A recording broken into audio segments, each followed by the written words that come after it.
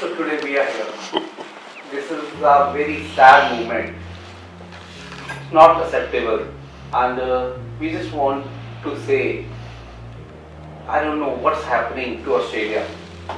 So, well, thank you in the studio. We thank you to you, and we just want to say what's happening these days. What happened? How tragical. So, the events that we saw in Bondi are frankly inconceivable to the Australian population. We are one of, if not the safest country on earth, and to have an incident like this happen is truly shocking for the entire nation, and it will tear a scar in the Australian psyche for many, many years to come. It is something that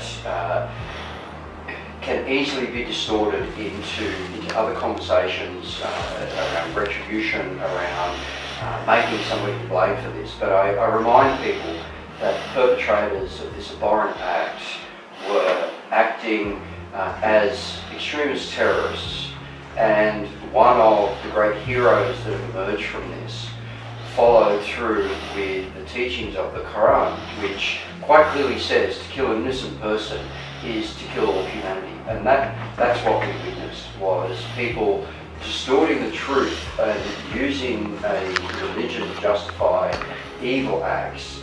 And that is not reflective of the Muslim community. It's certainly not reflective of the Australian community.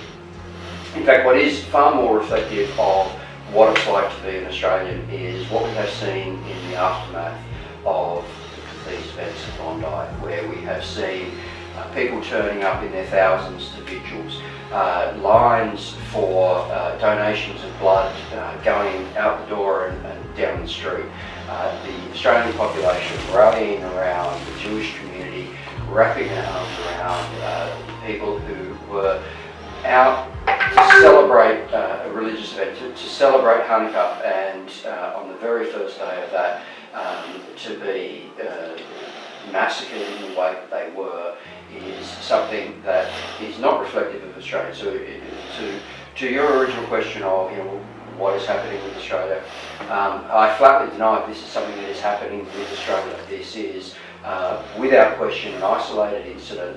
It was a father and son who had been radicalised and took their distorted understanding of the world out on innocent people who themselves were celebrating their religion in the lead up to Christmas, celebrating Hanukkah, like all other faith groups, coming together to celebrate the good that is espoused by all different faith groups. I get the great pleasure of being able to engage with many, many different faith groups right across my electorate, and not a single one condones violence. In fact, every single one talks about the need for peace, the need to love one another, and the need to be kind to one another. And so the message that I would probably give to people right throughout Australia is this is not a common occurrence. As I said right at the very beginning, it is something entirely inconceivable in Australian society to have happened. And really the best response that we can do is to not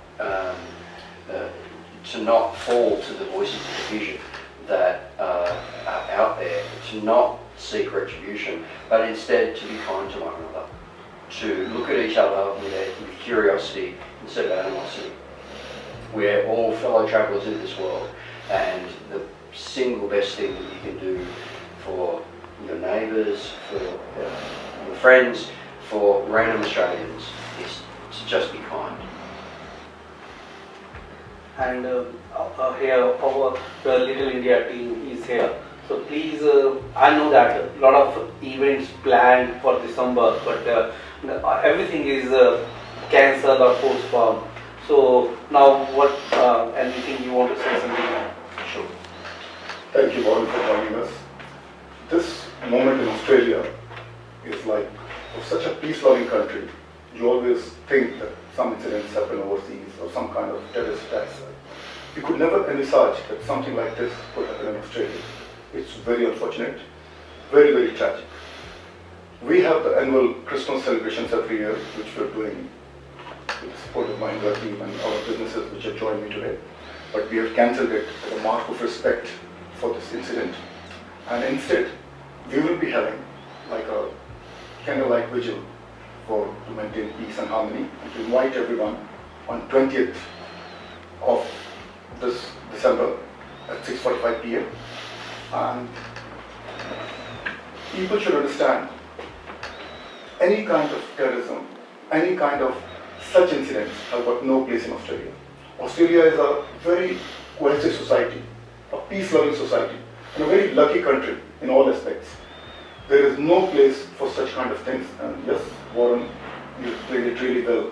That people should learn from this kind of thing, that we still have to be nice to each other, that we have to be curious and not no kind of animosity should be there. We all should learn from it. So I'm here with the team from Little India who are holding a candlelight vigil on the 20th of December at 6:45 p.m. at Little India in Harris Park. I encourage everybody who has been shaken by this event and feels like they need somebody to talk to. Of course, there are professional counselling services and friends and relatives that you should be reaching out to. But for those who want to come together as a community and show their solidarity against these kind of abhorrent terrorist actions, please, 20th of December, 6:45 p.m, Harris Park, Little India.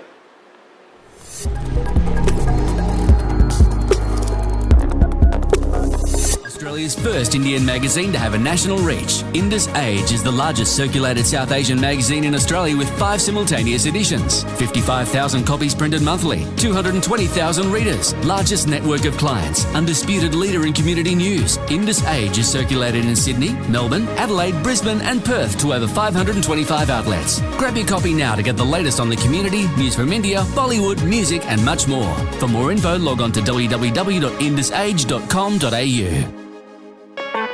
Radio Bollywood Beats, Desi Beats in Aussie Street.